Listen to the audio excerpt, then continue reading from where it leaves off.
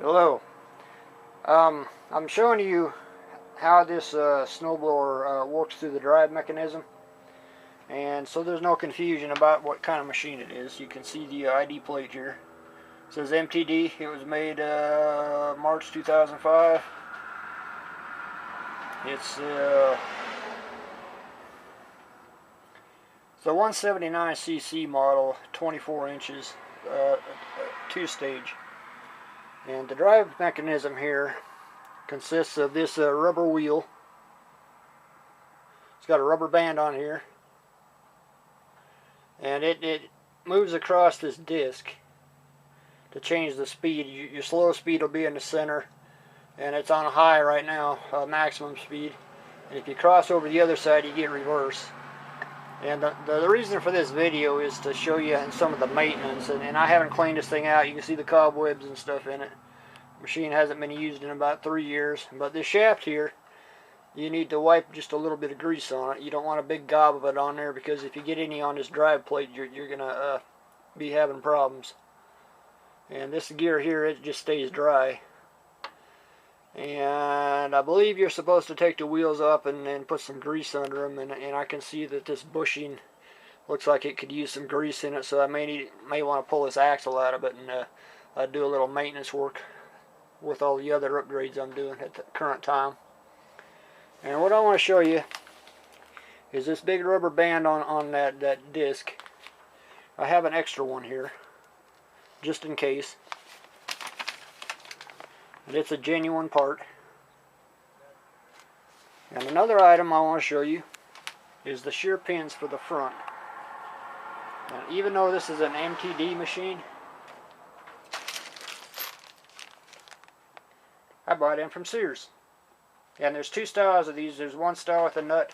This is the newer style that takes the cotter pin. And if you put the wrong ones in, you'll be hating life when you tear up the gearbox. But many hours as I've put on this machine, I've never busted a shear pin, which is a miracle. And the belts on here, there's this belt here for the drive, and I think there's another one, and I've never touched the belts on this. I've thought about it, but I've never had a need to. Let me show you how this speed selector works. It's on maximum now, and this is slow. And then you get reverse on the other side. But usually I use it on speed 1 and 2 about right here. You can see the marks on there. And if I'm just walking it around, I'll put it on high. But you can see how this shaft needs some grease on it because it slides on there, and you don't want no ice or rust on it. And like I said, it just takes a little bit. You don't have to goop it on there. Just wipe that down with a little brake cleaner, and then put some fresh grease to it. They recommend doing that once a year, every 25 hours, something like that. About the same as an oil change.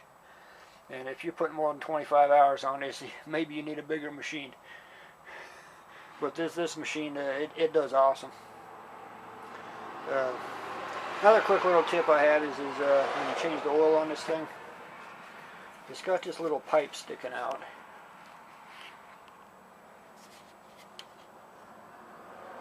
Where that bolt is, and what I do is I take a piece of hose and I just slip it on there so it sticks out about 6 inches, then it don't run down the back of the machine. I used a piece of 5/8 heater hose today, and that was a little bit loose, so I'd say a 1/2 inch ID hose, and you just slip it on there. It's got a big long stem on it. And in the past I've actually just held like a quart bottle on there, but that's kind of a pain. I slipped the hose on there today, and it was just it worked perfect. And if you don't know, you can stand this machine up on its nose, and it's designed to do it that way. And these tire chains will save you behind. Otherwise, it spins out real bad. That's kind of what I have today. And thanks for watching this video.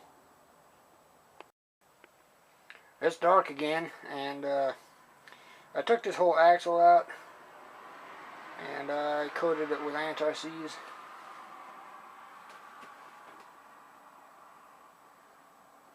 And just basically lubricated everything in here with antiseize. so that the shaft slides real nice and it won't corrode. And I just wiped some down on that shaft because it had a lot of surface rust. And I'll tell you what, I had a really tough time getting these wheels off of here. They was either rusted on or painted on, or whatever was in there. It was tough to get them off. And in fact, this one on the left, I had to take the whole axle out and then beat it out with a hammer and a punch. But this is the annual maintenance in here. The belts I'm not concerned about.